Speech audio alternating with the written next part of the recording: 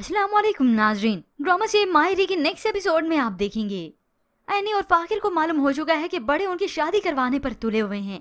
ऐसे में फाकिर के वालिद ने जब अपने बेटे को समझाया उसने तो साफ इनकार कर दिया। ये सुनकर एनी को काफी तसल्ली होती है कि चलो फाकिर ने तो आवाज बुलंद की, क्योंकि एक लड़की एक बेटी हमेशा कमजोरी होती है। मगर फिर भी अब फाकिर पूरी कोशिश करता है कि इस शादी से इनकार कर सके, इसलिए अपने बाप को भी साफ इनकार कर दिया, मैं नहीं कर सकता ये। मगर ये दादी और फुफियां हैं ना जो सारे फसाद की जड़ हैं, और ऐसे में बाप भी अपनी अपनी लालच की खातिर अंधे हो चुके हैं, इसलिए तो औलाद को कुर्बान करने जा रहे हैं। दादी तो ये ताना भी दे देती है, हमारे खानदान में शादी इसी उम्र में होती है, तुम लोग कोई आसमान से नहीं उतरे हो। और ऊपर से हबीब अपनी बीवी को लालच देता है, ले सकती हो तुम ऐसे जेवर जैसे कल तुम पसंद कर रही थी अपने लिए और एनी के लिए। कहा भी कि जेवरात से खुशियां नहीं खरीदी जा सकती, मगर इन दोनों भाइयों ने तो जैसे कान में रुई ठूस ली हो, बस करनी है तो सिर्फ और सिर्फ अपनी। तो उधर फाकिर आयजा और एनी को सोच रही हैं कि बड़ों की शादी से कैसे रोका जाए।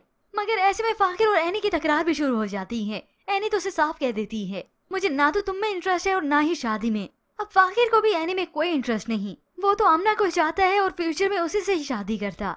फिर यूं ही आखिर फाकिर ने फैसला किया ये घर छोड़कर जाने का। जल्दी से अपना बैग पैक किया और यहाँ से अपने दोस्त को बुलाया और उसके साथ चला जाता है। सुबह जब हुई फाकिर की वालदा उसके कमरे में आती हैं, उसे आवाजें देती हैं, तो फाकिर का कोई अता पता नहीं होता। मगर जब सामने खुली हुई अलमारी को पाया और फाकिर के काफी ड्रेस भी वहाँ पर नहीं थे, और तभी वो समझ जाती है कि फाकिर घर छोड़कर चला गया। ये देखकर उनका मुंह खुले का खुला रह जाता है और अब उन्हें गुस्सा आता है अपने शोहर पर कि जहीर साहब की वजह से यही सब कुछ हुआ। जल्दी से वो अपनी देवरानी आयशा को बताती है, क्योंकि पूरे घर में ढूंढ लिया, फाकिर का कोई अता पता नहीं होता। आखिर फाकिर की वालदा रोते हुए अपने शोहर से कहती हैं, ये वो जमाना नहीं है आप बच्चों पर कुछ भी थोपेंगे और वो मान लेंगे। जहीर साहब ने सुना उनका बेटा घर छोड़कर भाग गया है, तो उन्हें अपने बेटे पर गुस्सा आता है। बीवी की बात तो वो कान पर ही नहीं धरते और यूं ही जहीर मियां अपनी जिद पर अटल रहते हैं। और इधर आयशा अपनी जेठानी को दिलासा देती है, क्योंकि और कुछ नहीं किया जा सकता। और वहाँ पर फाकिर है जो काफी अफसुर्दा होता है।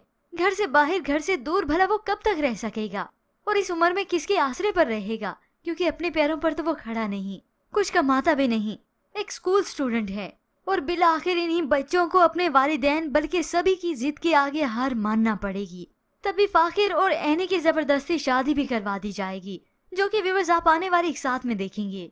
पर व्यूअर्स आपके ख्याल में कि जहीर साहब को अपने किए पर थोड़ा सा पछतावा होगा, ये अपनी जिद पर वो ऐसे ही अटल रहेंगे? इसके मुताबिक हमें अपनी कीमती राय का इजहार जरूर कीजिएगा। मजीद ड्रामा रिव्यूज के लिए आप देखते रहिए उर्दू रिव्यू।